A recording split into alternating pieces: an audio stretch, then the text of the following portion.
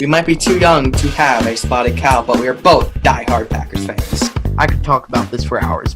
He was my legend. He was my quarterback one. Taysom Hill, forever in my heart. We have a kind of a reputation of being the young and diehard fans. How was that, Dr. Pepper Taysom? Amazing. Okay, good. Let's keep it under 25 minutes, all right?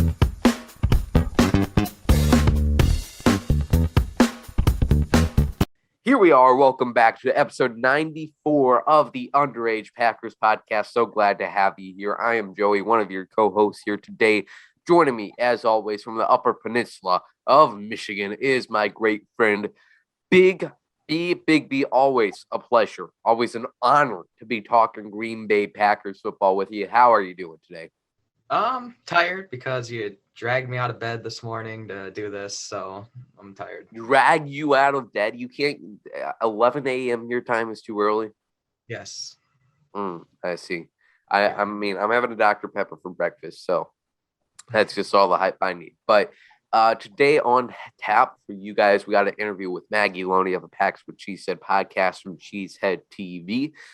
Always a great time interviewing Maggie. Always a great interview. One of the best guests. She just really knows how to talk. I don't know how to phrase it, but she's always easy, fun to talk to about the Green Bay Packers. So we had a great chat with her about the upcoming Cleveland Browns game, and then me and Big B at the latter half of this episode, we will talk about the Packers game against the Ravens this past week. We'll do a full recap of that. We'll tell you why people are wrong, how the people tried to lie to you about Brian Gutekunst and Matt LaFleur, and then we'll talk about even more exciting stuff or some not exciting stuff, including the COVID-19 list. But let's hit it, though, to our interview with Maggie Loney. All right, welcome back. We are here now with our guests from the Packs What She Said podcast, Maggie Loney. Maggie, thanks for joining us once again. It's a miracle that you wanted to come back, but always a pleasure to have you on. Yeah, thanks for thinking of me. I don't have my Dr. Pepper, but I do have cold brew, so Okay. it's like 10:30 in my time. So Exactly. Yeah, 10:30. I barely had breakfast, but it's early in the morning, so Dr. Pepper Cherry will cure it. No breakfast you need. But today with Maggie, Big B pointed out we didn't have any specific plans to have you on this week. We had you probably somewhere down the line, but Big B pointed out to me that your husband Mark is a Browns fan, so you probably know more about the Cleveland Browns than most Packers fans do. So we had to get you on and just absolutely grill you to get to the bottom of the Cleveland Browns. yeah, unfortunately, Big B is probably right that I do know more than anybody would probably like to know about the Cleveland Browns. But yeah, I think it'll be a fun game despite the Browns not having a very good year this year. Absolutely. So when you and Mark your relationship first started, was there any effort for either one of you to try to convince each other to convert over to the other team? So Mark isn't like a huge football fan. He likes to watch football, but then he started dating me and he was like, oh, this is, there's a lot of layers to this. She actually, is a little too interested in football. So he knew that wasn't happening from his perspective. He had more just casually followed the Browns for a long time. And then me starting or caring so much about football made him start to care more. And it became something that we kind of bonded over. Okay. That's cool. You got the Sunday ticket, the red zone. And then he has to have something to root against you. I'm sure what were the tough years like before the past 3 years when it was 2016, 17, 18, even how did you try to help Mark cope with his hard times?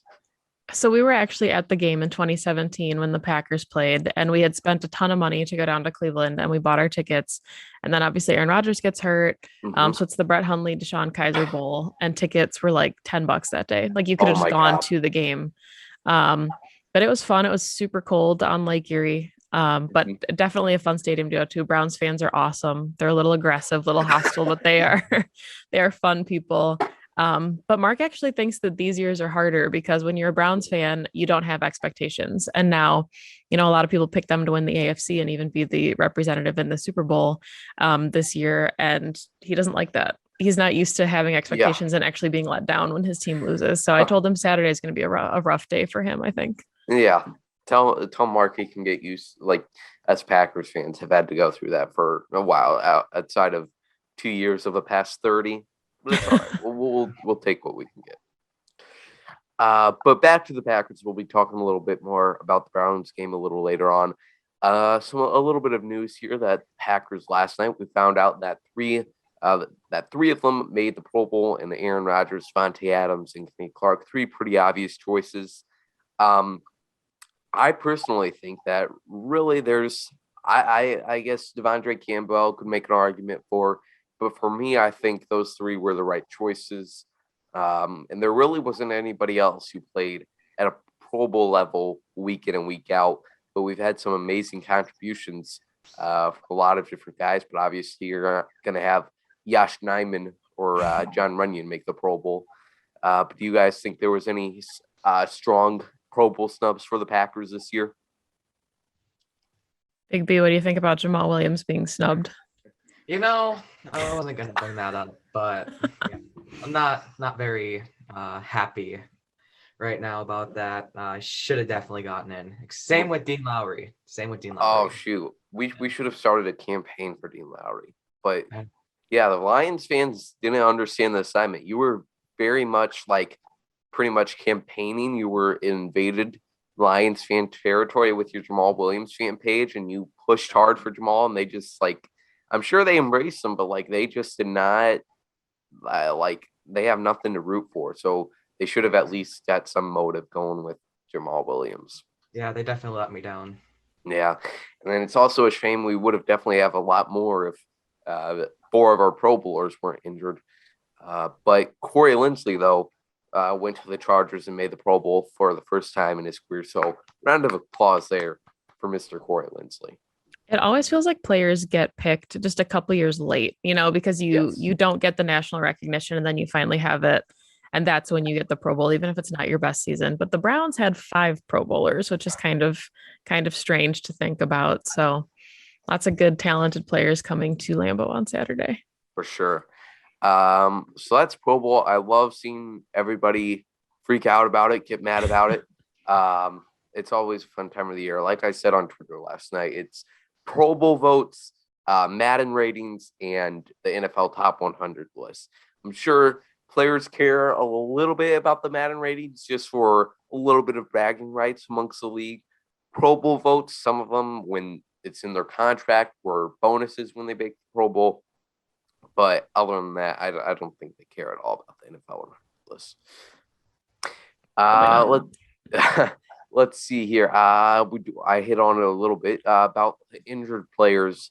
I just want the injured players back. I was just sitting here last night trying to fall asleep, and I looked over to my side, and I saw my Jair Alexander bobblehead, and it made me very sad that we aren't seeing him out there on the field. And then, like, David Bakhtiari, obviously, friend of the show, he's not out there. And it just seems like the dates for them just keep being pushed back further and further and further along. And you got Kenny Clark missing a week now. So, like, we are just – I need them back for the playoff motivation, for the playoff stories.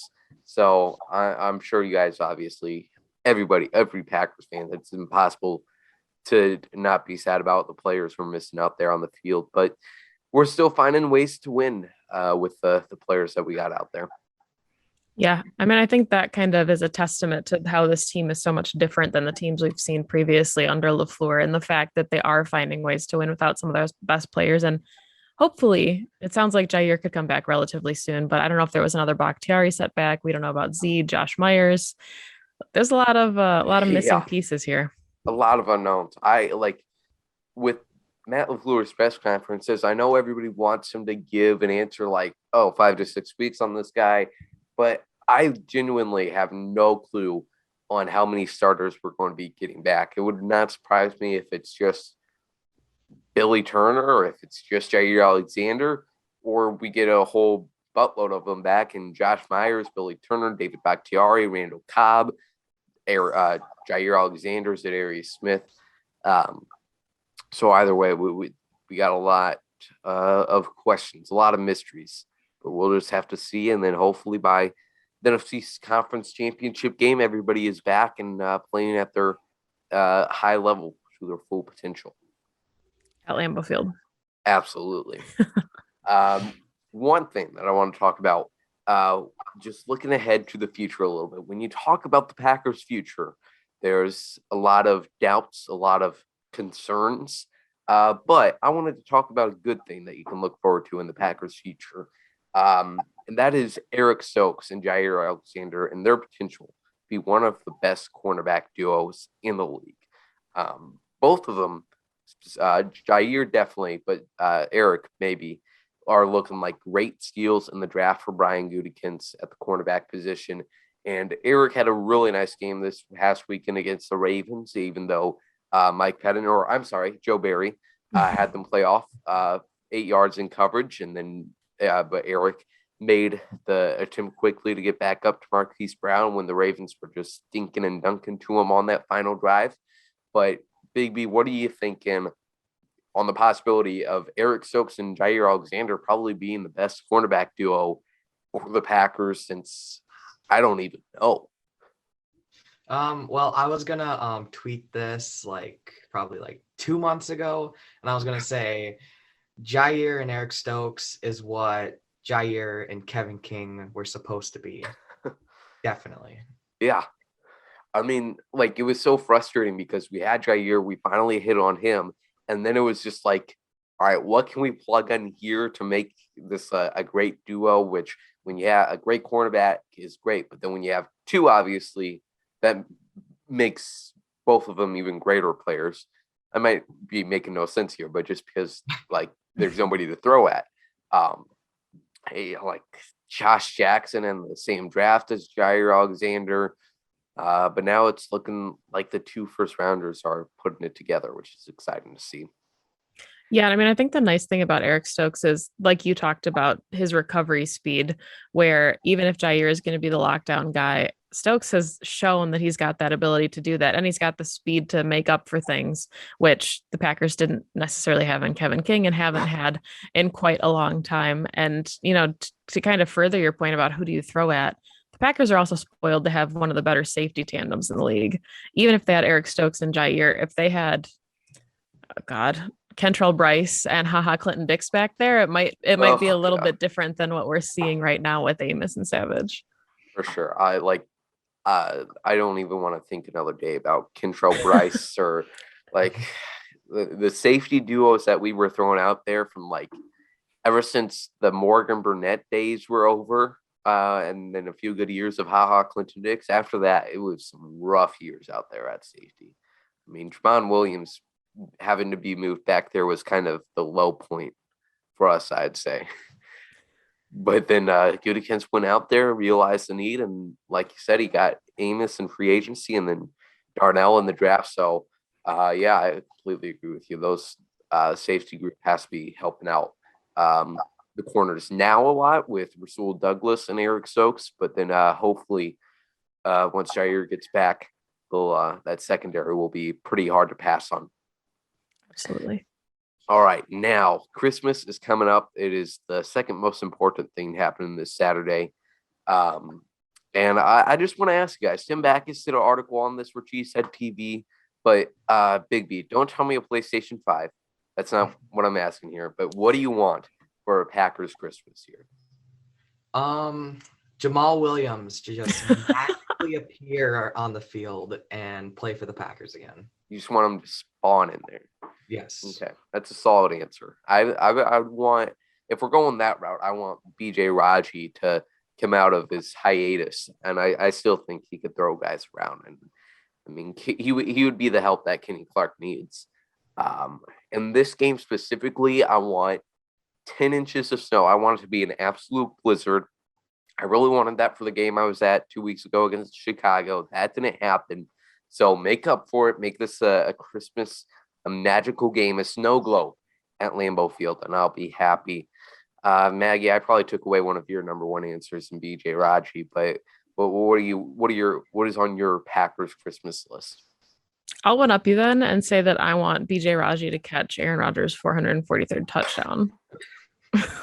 That's pretty. I mean, if BJ isn't back, like we're talking about Devontae, Aaron Jones, like usual typical pass catchers will probably be in that mix. But like, I want it to be someone absolutely unpredictable, whether that's Tyler Davis or like Patrick Taylor. I mean, Yash Nyman on a little like play action rollout would be pretty epic, but we'll have to see. Big B will probably be in attendance. Let's hope he's in attendance for Aaron Rodgers breaking the Packers franchise touchdown record at 443. That would be pretty sad if last week he ties it, and then it's all the hype up breaking it at Lambeau Field, and then we just get shut out. Or they just rush for like 5 touchdowns. Yeah, it's like the AJ Dillon show. I wouldn't be too mad with that, but I'm sure Aaron would have to get a little bit of force in there. He'd say, Matt, I don't care that we're up 42 points in garbage time. Let me throw the ball. Yep. Let's see here. Okay, I think that's all we have leading up to this game against the Cleveland Browns. So let's jump right into it now. Obviously, the big story about Cleveland these past 3 weeks has been their situation with COVID-19, as with many teams around the league, but they've been hit pretty hard. Their game this past week being moved to Monday, just so they could hopefully get some more players back. And now they're coming off of a short week, about 5 days in there to get back and play on a road game against Green Bay. Some of their key guys that were out this past weekend in Las Vegas and that are still on the COVID list really are Baker Mayfield. He's been dealing with it, but they did get Kevin Stefanski, their head coach, and their highest paid tight end in the league, Austin Hooper, back from the COVID-19 list. So Maggie, you're our Browns expert here. What have been some of the hardest challenges, some of the biggest players the Browns have missed due to COVID? I mean, I had a lot of fun actually watching Nick Mullins on Monday. But just the Browns offense in general has not been up to its billing this year. I know it was kind of like the fun thing to do to make fun of OBJ and say that he was the problem for that offense, but they really are a run heavy offense. And thankfully Nick Chubb was healthy for them, but they're without Kareem Hunt, who's dealing with his ankle injury. Obviously no Baker. Jarvis Landry was gone. So Donovan Peoples-Jones actually right now leads their team in receiving yards, and not one single player has over 500 yards receiving. Whoa. So they are just a really abysmal passing offense, and their defense has really been the strength of their team, keeping them in games pretty much all season. Okay, and Myles Garrett is obviously a big part of that Browns defense, killing it and getting them into 8 wins now, or 6, 7, somewhere in that range? Yeah, they're 7-7 right now. So okay, that AFC North is certainly an interesting division. But like I said, Myles Garrett, big part of that Browns defense, but he is currently dealing with a groin injury. And from what Kevin Stefanski said on Wednesday, it's looking like there's a little bit of a chance, or I guess right now you could say his status is questionable from doubtful, somewhere in that range. And I have a question now for you, Maggie, again on that Browns. You said their passing offense was awful. Baker Mayfield is struggling this year. He's had to deal with a lot of injuries. But at least on paper, what sticks out to me on this Browns offense is their offensive line that they pieced together so well last year and last offseason, getting Jack Conklin and a lot of other great guys on their offensive line. So what have you thought this year? I mean, is the Browns offensive line as good as it looks on paper? Yeah, I think that, kind of ties into the running game being their strength of the offense in general. Baker Mayfield has had a relatively clean pocket for most of the season. And I think it says more about him and, the injuries he's been dealing with. He's not as mobile as like a Kyler Murray or a Lamar Jackson or a Russell Wilson. So he's had to kind of really stand in there and sling it. And when he's injured, he hasn't been able to do that as well. But Jedrick Wills, is their first round draft pick. Awesome left tackle taking over for Joe Thomas. I think both their guards actually are the ones that made the Pro Bowl, and Wyatt Teller and Joel Bitonio. They've got good friend of the Packers, JC Treader, as their center. And then you There we go. mentioned Jack Conklin already. So yeah, I mean, they're one of, if not the best units at offensive line in the NFL. Sure, that's a scary group right there. And Nick Chubb, I have to admit a dilemma that I'm going through right now. I'm in a little bit of a pickle because obviously, as I'm sure many other people are in fantasy playoff right now, and I just won this past week, all great, grand, wonderful. Luckily, DK Metcalf outscored the LA Rams kicker for me, so that was a big win for me. And I'm now on to the second round. But I have a huge problem since I'm in a league with all Green Bay Packers fans. They obviously, when it came time for our fantasy league draft, they wanted to get the Packers players, obviously. And the guy I'm going against this week has Aaron Rodgers, Devontae Adams, and Josiah DeGuara. And I have on my team Nick Chubb. And there is a pot. I paid $15 to enter this league to win. And I'm just thinking, I don't know if it's worth it to force myself to even subconsciously root for Aaron Rodgers, Devontae Adams, and Josiah DeGuara to have a bad day and Nick Chubb to go off. I don't know what I'm going to do. Like, I think I'll definitely have to sit Chubb. I always try, if it's possible, to pick up somebody. I don't care if I got to pick up a team's third string running back. I will do anything to make sure I am not starting a player on my team that is playing against the Packers. But Nick Chubb is just like a focal point of my team. So it's going to be really difficult for me. I guess I'll just hope that Aaron Rodgers, Devontae Adams, they can score 30 points. But I'm just going to do that much better without Nick Chubb in my lineup. See, I think that's funny because I have Nick Chubb on my fantasy team as well, and it is a money league. So I'm also in the divisional round, and I would like some points, but I always approach it as a silver lining, right? So like you always want the Packers to win, but if for whatever reason, if the Packers lose and I lose in fantasy, I'm just really crabby. But if the Packers lose and I win my fantasy league that week, then I feel a little bit better about myself. So, Nick Chubb could be your silver lining on Christmas. That is a good point, I guess. I think if I can just like get fantasy football out of my mind during the game, and so I'm not rooting for Nick Chubb to get an 80-yard touchdown and like not concerned when Aaron Rodgers and Devontae are making a good play, like, and then just check it after, then I think I might be able to survive. It is going against my moral values, but I might try your outlook this week, Maggie. I mean, I'm playing for cash. So if Nick Chubb, if this is like a 48-20 victory and Nick Chubb has 2 rushing touchdowns, I'll be okay with it. For sure. That's a good point. Yeah, I'm playing for cash too. I got like half of my normal work paycheck on the line. So like that'd be nice. That'd be a nice Venmo to receive. Just remember the point I had in my mind. My mind is all over the place this morning. But Big B, we were just talking about the Browns offensive line before I talked about my very important fantasy dilemma. So what do you think about TJ Slayton and his performance last week against the Baltimore Ravens? Kenny Clark was out that week with COVID, and he is still on that list. He's got about 2 or 3 days here to get activated, so TJ Slayton might be getting another look. What were your thoughts on TJ going up against the Baltimore offensive line? Yeah, well, he's definitely no Kenny Clark. I think that was made clear. But he had an okay performance. I don't think he did anything crazy. Sometimes, he got washed away, but it looked like one of his first starts, and it was. So yeah, I mean, we'll have to see what he does this week, but last week it was okay. Yeah, it did definitely look like a 5th rounder making his first start. When I was watching my film, which is literally just me pulling up my DirecTV DVR and watching the broadcast again, what I saw from TJ was he was kind of slow to get out of his position and like actually get engaged with the offensive lineman. And by the time it was too late, and the offensive line already had advantage over him. But sometimes if a runner is coming by him, he's able to like just jump to the side, and that's pretty crazy to see. It's like a whole whale with that beautiful man jumping out at him.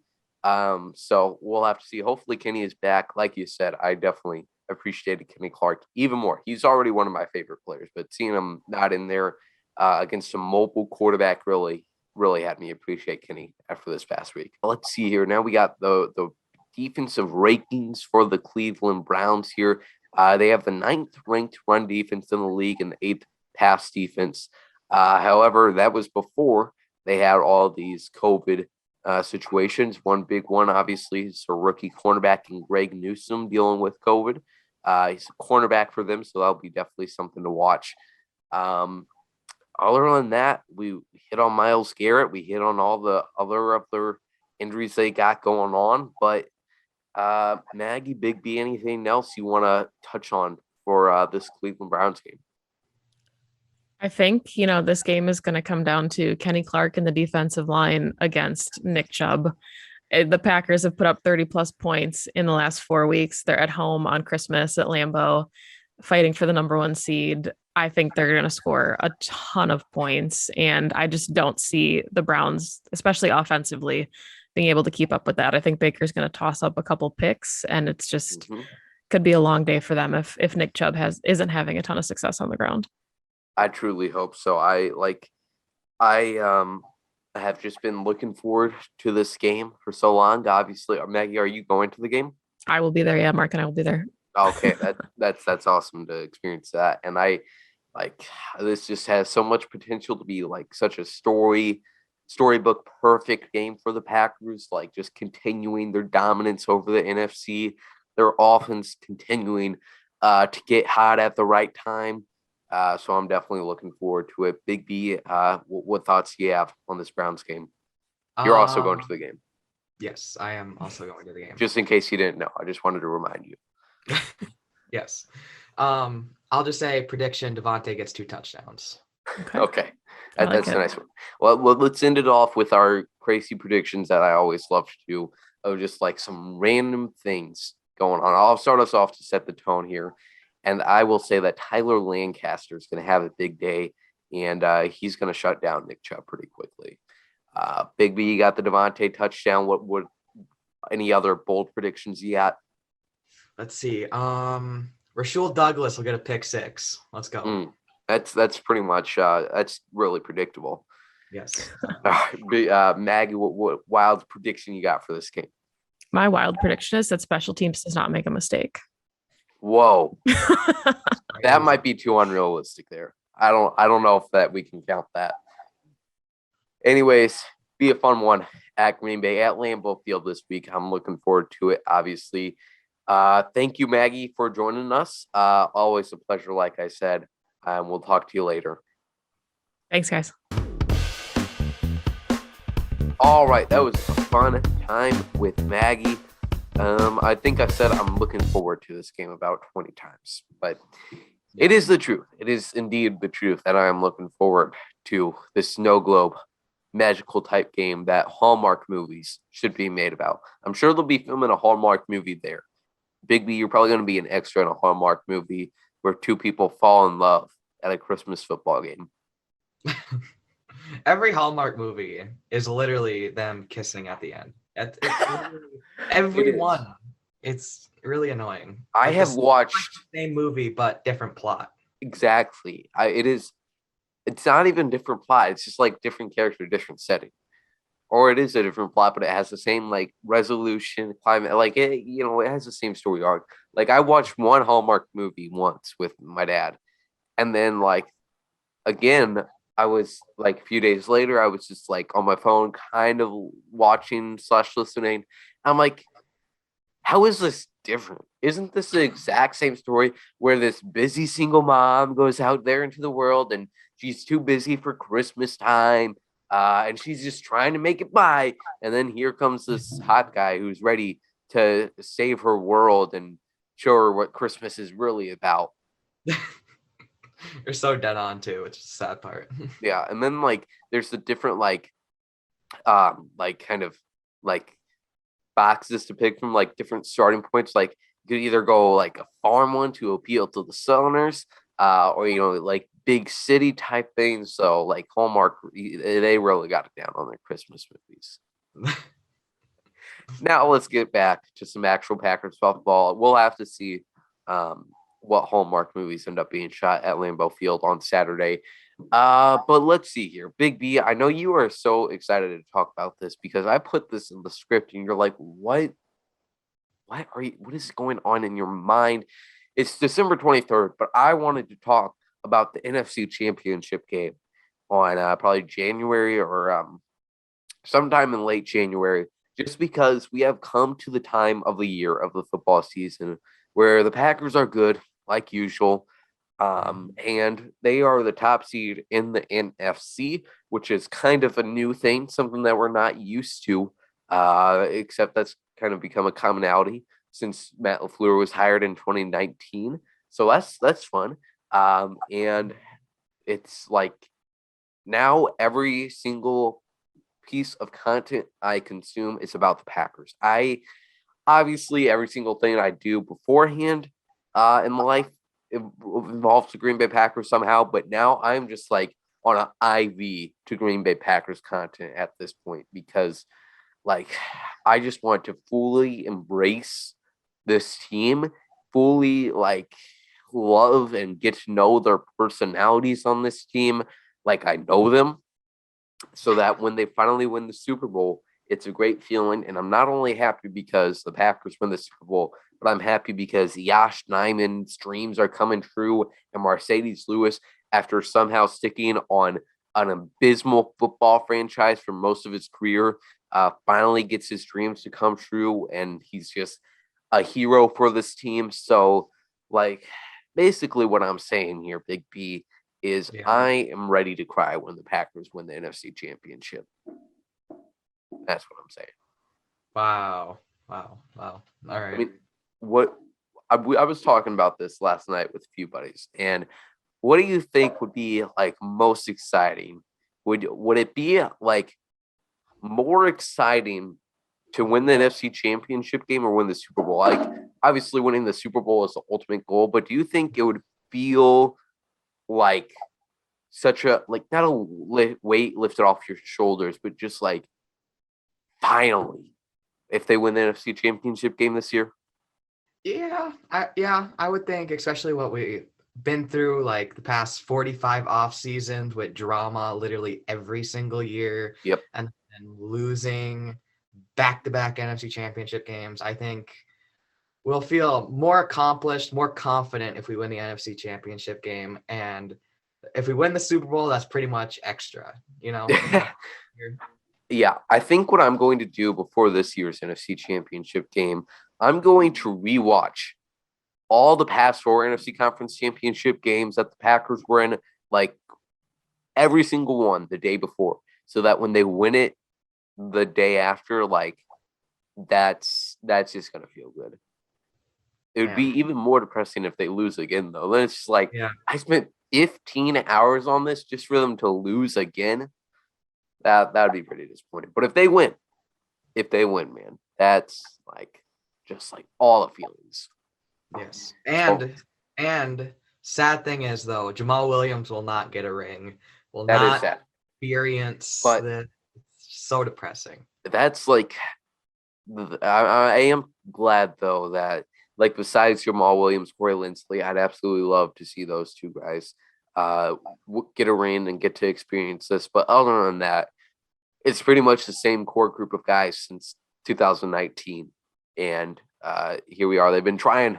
And hopefully this year they can put it together. And I just so badly hope, we talked about this with Maggie, but really, I need Randall Cobb, David Bakhtiari, Jair, Za'Darius get to experience this. I hope everybody at least is back on the sidelines for the Super Bowl. Obviously, having them play out there would be helpful to the team, but Robert Tonyan better be on his scooter or on crutches out there celebrating the Super Bowl. I need that to happen, man. Yeah, Robert Tonyan just driving around on a scooter, hoisting Lombardi, Marshawn Lynch style. Oh, shoot. That's a great comparison right there. Now moving on from the NFC Championship build-up, we're getting there. But also, just soak it in, guys, that the Packers are once again contenders and that there's hope because just like the Packers have experienced great fate, great quarterback play, elite teams contending 2 Super Bowl wins for the past 30 odd some years, there's some teams out there. There's many teams out there who have had maybe 1 or 2 good years in their whole life. There's probably 16-year-olds like us, Big B, that have never experienced happiness in their life when it comes to their NFL teams. And that's the reason that, like the Underage Packers podcast exists, because we actually get to feel joy when we talk about our football team. Yeah, isn't it great? It is. So, folks, who knows what happens after this year at the quarterback position or anywhere else? Just accept the fact, soak it all in, that we are here week 16, and once again feeling on top of the world, figuratively and literally on top of the NFC. So there's that. That's great. And also just in general, man, we only got 16, 17, 18 wild card divisional championship Super Bowl. We got 7 weeks of football left. That is scary. And, so just enjoy it, appreciate it. When you're watching the Red Zone this Sunday, like, appreciate the drinks you're drinking, the food you're eating, the people you're with, the uncomfortable chair you're sitting on, man. Soak it all in. The NFL season is something special. So does that mean you're not going to yell at me the next time I tweet that the season's going by really fast? Okay. Well, I think you tweeted it like in week 2, like, the season is so close to being over. Like, come on. We got a little bit of time before we can get all sappy up there in September. It wasn't week 2, by the way. Okay, sure. I get that, though. I do get that. Because, like, at the start of the year, it's all going so quick. And you're like, slow down. We waited so far for you to go this fast. Okay, now I wanted to talk about something Aaron Rodgers said, which is sometimes not a good start, not a good leeway, because you never know what's happening. That's almost like saying, okay, let's talk about what Brett Favre said. But Aaron Rodgers said something in his press conference about redemption stories, his post-game press conference after the Ravens game about redemption stories. And I loved this because of how much I guess I kind of relate to it, and how much I agree with him, about players that kind of had proved to themselves that they are still that guy. They are still that player that can go out there on Sunday and play a great game of football, whether it's a bounce back game or recovering from injury, and they just really needed that for their morale. And I definitely root for players like that. I was rooting so hard for Allen Lazard after a few bad weeks. Everybody was writing him off. And really, all throughout the season, I am rooting for players that people told me were going to suck or people hate on. I rooted so hard for Kevin Keenan, and he kind of let me down. But ever since Rashawn Gary, I knew very little about Rashawn Gary when he was drafted. But ever since that offseason, when people were saying he was taken too high or he's going to be a bust, I was like, shoot, Rashawn Gary is my favorite player now.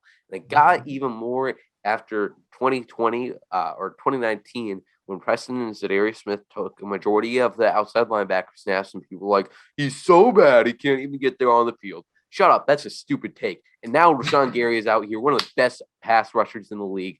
Absolutely a scary force to quarterback. So that's Rashawn Gary. I love rooting for Marquez Valdes-Scantling specifically because of how much hate he received in a similar situation to Devontae Adams. If I was old enough to be on Packers Twitter in 2014, I'm sure I would have rooted hard for Devontae Adams, who got a lot of criticism for having a lot of drops his first few years, and then he put it together. And anyways, let's just roll the clip. Let's get this thing going here. Let's roll it along, Joey. I love my teammates. I really do. I mean, I care about them so much. I care about the redemption stories as much as anything for those guys. And a lot of them happen week to week. I felt like last week was Allen bouncing back. And Allen and I have gotten close, especially this year. Marquez, though, is a special human being. He really has a great personality. And I could feel, that confidence-wise, he's been, a little up and down. So to be able to have him come out tonight and play the way he played and catch the record-tying touchdown, I think was very apropos of, football and the beauty and the redemption stories that happen every single week. So really happy for Marquez. And Great clip from Aaron Rodgers there. Yes. Let's see. Oh, and Dean Lowry is another one of those guys, and that's why you and me love him. And Tyler Lancaster. Tyler Lancaster. Those lunch pail type guys. Oh yeah. All right, what do we have on tap here? We talked about Big Dog. I talked about the emotional connection with him a little bit earlier on, but seriously, he's starting to become a good part of this offense, not just as a blocking tight end, man. The play action rollouts are finally starting to work, not only because Aaron Rodgers is doing some absolutely sick fakes. If I had more room, I would bless the world and like try to act it out, but I don't have the room to do that. What a shame. Of like Aaron Rodgers fakes that are just so beautiful to watch from every single camera angle. So Aaron Rodgers is doing great at faking the handoff, and then Big Dog rolls out and everybody's faked out and they're back there. Aaron Rodgers just stumps it off to him, and that man is hard to tackle. Yeah. You can't bring him down with just one guy. And I was so excited for Big Dog Mercedes Lewis when he had that one catch near the end zone and he like trucked 3 guys in a row and then he just barely got tackled by some cornerback. Who made the and he flung the guy who was blocking. He just flung him like 5 yards. Yeah. So Mercedes, not only a great guy, great not role model, great leader for this locker room, but with Robert Tonyan out, he is starting to be a pretty big part of this offense, I'd say. Now let's see. Also in that Ravens game, you had the Ravens head coach. I opened Twitter for a second and I saw a picture of the Browns throwback uniforms and I got all messed up. But the Ravens head coach, John Harbaugh, he got a lot of flack for his decision to go for 2 in this game and try to win it in regulation against the Packers. And I have to say, I don't know if it's the analytics thing or whatever it is, John Harbaugh made completely the right decision. Not only if you want to be an absolute nerd and be like, well, teams convert on 2-point conversions with less than 30 seconds left on 80% of tries. Shut up. All right. Nobody cares about you, nerd. But like, just from a logical standpoint of what we're looking at because analytics, throw those out the window. I'm so glad that people on Twitter are like, analytics are trash. All right. Throw those out the window. You look at what the Ravens were dealing with in their situation where their cornerbacks, their secondary was absolutely decimated. I would 1,000,000,000%, if I'm Baltimore, take my chances on Mark Andrews, an absolute red zone threat who has the Packers have had no answer for all day. I'm 1,000,000,000 times out of 10 taking my chances with Mark Andrews coming down with the ball than I am with giving Aaron Rodgers the ball back in overtime or having to put together another drive in overtime if we receive the ball. So, in my opinion, great choice by John Harbaugh. And what we saw from the mic'd up clip from Harbaugh was really he trusted his players to make that decision. He went up to them and said, all right, you want to go for 2 or you just want to go into overtime? And they decided to go for 2. But luckily, Darnell Savage and Eric Stokes finally put it together and stopped that 2-pointer. Okay, now Big B, I want to hear your thoughts. You're notorious. I don't know if notorious is the right word, but I hear earload from you every week on Matt LaFleur not running the ball. And this past week again, most of the time Matt did a good job. He did. But I think on that final drive, and Aaron Rodgers probably had a certain part to do in it as well for record chasing. But what was your thoughts on Packers game management in that fourth quarter? Yeah, that final drive, I don't know what we were trying to accomplish there or why they even decided to pass 3 times in a row, but it absolutely blew my mind, and it was just absolutely terrible play calling, terrible time management. Like, I understand the Ravens have the best run defense in the NFL, but the running game started to get going slowly throughout that game, started picking up 5-6 yards on some rushes consecutively too. Like, they were starting to really get going. And then that final drive, Matt LaFleur and probably Aaron Rodgers as well, just absolutely decides not to run the ball one time, go 3 and out, just put the game away. Like, I don't know what you're trying to do. I just, that You're was scaring so me through my laptop speakers. What? You're scaring me through my laptop speakers. Good. You got me like my whole room is vibrating right now. Three demands for Matt running the ball, and then we'll be talking about like I feel like a lot of times we'll talk about like, oh my God, Matt LaFleur, what are you thinking here? And then like 5 minutes later, we're like, Matt LaFleur is the coach of the year. Yes, exactly. That's the Ravens game. One last thing to hit on with that. Ravens having a secret coverage or a secret package to cover Devontae Adams, where they basically had pretty much the whole city of Baltimore covered on him. And that led to Marquez Valdes-Scantling having a big game for 98 yards, big day for MVS. However, Marquez is going to be out this week, it looks like, with COVID-19. Big B, I need to hear it from you. The Packers wide receiver room, they're looking decimated. Who is going to step up this week? I'm sure the Browns are going to have some plans for Devontae. Yes. So who's stepping up in that wide receiver room? You know, I could say Alan Lazard. I feel like that's the easy choice, but I'm going to go with Equinemius St. Brown. Oh, Coming back from injury. It's going to have a big day. Book it. It's going to be great. I like that answer. Man. EQ, contract year, man. Let's get a little bit of an EQ from back in the good old days of his rookie year of 2018. Man, I thought him and MVS were going to be a dynamic wide receiver duo. That obviously hasn't come to fruition yet, but we're getting there, folks. Just have faith. Next year. Just have to wait one more year. Extend MVS, extend EQ, because it's going to happen. We're going to have 2,000-yard receivers, 3,000-yard receivers. We're going to extend Devontae too. We're going to make it work, man. Oh, yeah. Let's see here. Anything else to hit on? I did want to hit on like how the Gutekunst haters were wrong. All the people that calls me and you and many other Packer fans who dare to say their general manager has a plan were wrong about their hate for Brian Gutekunst. But I think I've yelled at enough people today. I've yelled at the analytics guys, so I think that's all we have.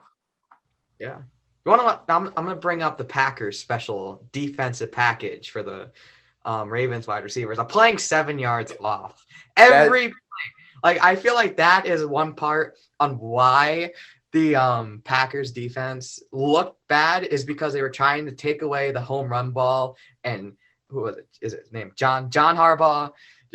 He knew that, so he just did nice little 5-yard curls, wide open every single play. Yep. And like, I thought the whole point of firing Mike Pettin was to get away from 7 yards off, but apparently not, because Joe Barry has other plans. Like, I get it was smart for them to take away the home run ball, but you don't have to do it every single play.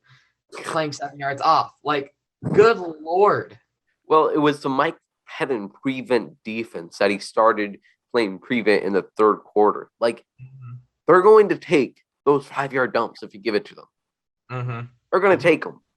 And eventually they're going to end up scoring 14, 17 points in the fourth quarter if you just let them keep on doing that. So that was certainly frustrating. Yes. But that's all we have for you today. This whole episode, we've been recording for a total about an hour and 15 minutes now. Kind of crazy. I'm exhausted. I've been so hyped up with my cherry Dr. Pepper, man. But I think we're going to end it off here. We appreciate all of you listening, tuning in wherever. Make sure you subscribe to the Underage Packers podcast on YouTube. Follow us on all the social medias. We'll talk to you later. Let's get this win against Cleveland this week and move on to 12-3. Go Pack Go.